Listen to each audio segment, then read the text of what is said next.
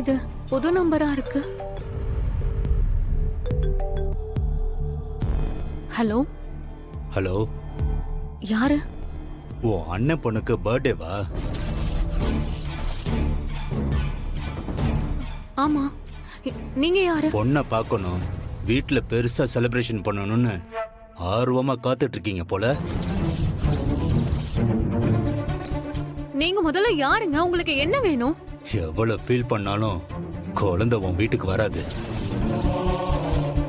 உன் குழந்தை இப்ப என் கையில இருக்கு.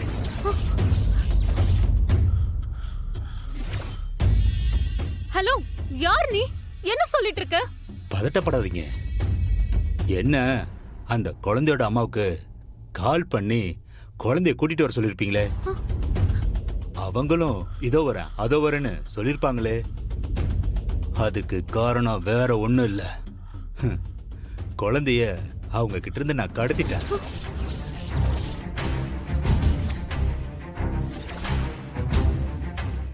அவங்களும் தெரு தெருவா குழந்தைய தேடிக்கிட்டு தான் இருக்காங்க.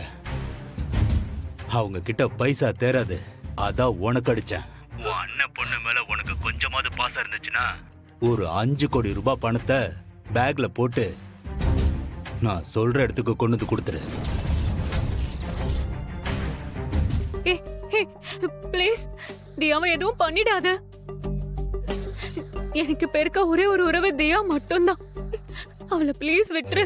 விட்டுறதாம போறேன். நீ பணத்தை கொடுத்துரு, நான் விட்டுறேன். அதை விட்டுட்டு போலீஸ்க்கு போறேன், வேற ஏதாவது கிரிமினலா யோசிக்கிறது, இந்த மாதிரி தப்பு பண்ண யோசிக்கவே மாட்டேன். குழந்தைய போட்டு தள்ளிட்டு போய்கிட்டே இருப்பேன். வச்சிட்டா? கட் பண்ணாத. ஹலோ,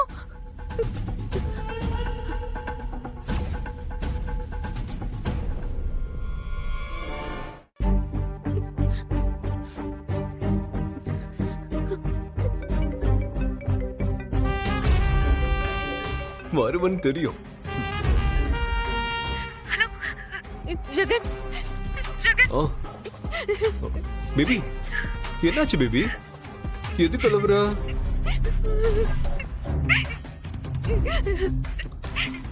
என்ன பேபி, என்ன பிரச்சனை? தாராளமா விஷயத்த சொல்லு. நம்மளோட தியாவை யாரோ கடத்தி வச்சுட்டு 5 கோடி ரூபாய் பணம் கேக்குறாங்க. பணத்தை கொடுக்கலன்னா குழந்தைய கொன்னுடுவேன்னு சொல்றாங்க ஜெகன். ஐயோ, இப்ப எனக்கு என்ன பண்றதுன்னே தெரியல. ஜெகன், அவங்க குழந்தைய ஏதாவது பண்ணிடுவாங்களா? பதட்டப்படாத பேபி.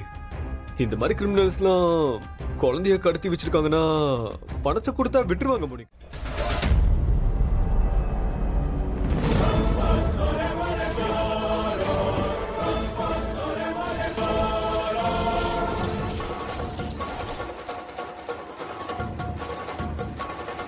மோனிகா, தியா இன்னும் அவன் ஆளுங்களோட கண்ட்ரோல்ல தான் இருக்கா. தயவு செஞ்சு எதுவும் காட்டி கொடுத்துறாதீங்க ப்ளீஸ்.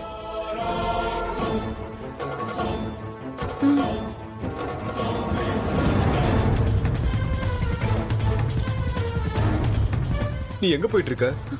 பணம் கொடுக்கறதுக்கு. அதான் நான் போன்ல சொன்னேனே ஜெகன், தியாவை காப்பாத்துறதுக்காகன்னு.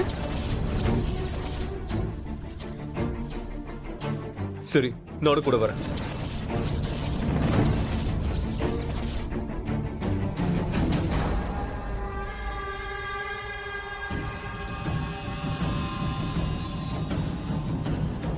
என்ன பாக்குற? வா போலாம்.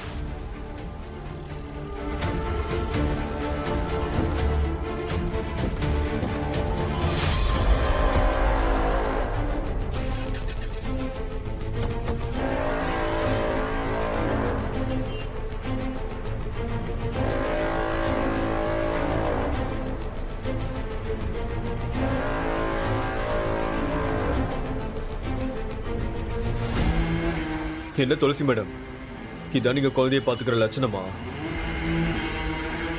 எங்ககிட்டயே குழந்தை இருந்திருந்தா எவ்வளவு பாதுகாப்பா இருந்திருப்பா. என்னைக்கு குழந்தை உங்க கையில வந்தாலோ அன்னில இருந்தே பிரச்சனை தான்.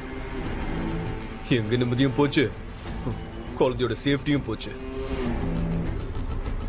இதுக்கு மேலேயே குழந்தை உங்ககிட்ட இருக்கிறது நல்லது இல்ல. இந்த பிரச்சனைல இருந்து மீண்டதுக்கு அப்புறம் தயவு செஞ்சு மோனிகா கிட்ட குழந்தைய ஒப்படைச்சிடுங்க. அவ குழந்தைய நினைச்சு எவ்வளவு ஏங்குறா தெரியுமா உங்களுக்கு? அதெல்லாம் எங்க உங்களுக்கு தெரிய போகுது.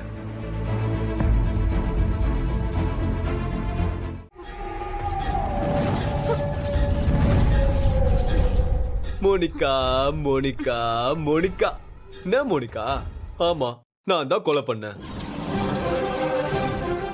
நான் தான் குழந்தையும் கடத்தினேன். எல்லாம் உன் சொத்துக்காக தான். இதெல்லாம் தெரிஞ்சாதான் நான் எவ்வளவு மோசமானவன் நீ புரிஞ்சுக்க வேணாமா? என்கிட்ட மோதினா நீ என்ன மாதிரி விளைவுகளை சந்திக்கணும்னு தெரியல உனக்கு? என்ன மோனிகா, சேர்ந்து 2 பேரும் சந்தோஷமா வாழலாம்னு நினைச்சேன். என்னென்னமோ கனவு கண்டு வச்சேன். எல்லாத்தையும் நீ காலி பண்ணிட்டியே. டேய், இன்னைக்கு ஒரு கொலை பண்ணலான்னு பிளான் பண்ணிருந்தோம்ல, அது பத்தாதுடா.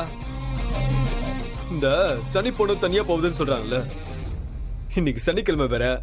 பாரு, ஜோடியா இன்னும் 2 பேர் வந்திருக்காங்க. மொத்தமா எல்லாரையும் முடிச்சிருங்கடா.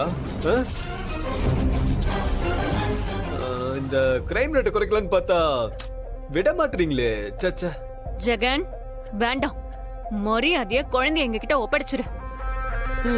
செஞ்ச தப்புக்கெல்லாம் போலீஸ்ல போய் சரண்டர் ஆயிடு. டேய், இவ்வளவு முதல்ல முடிச்சிருங்கடா.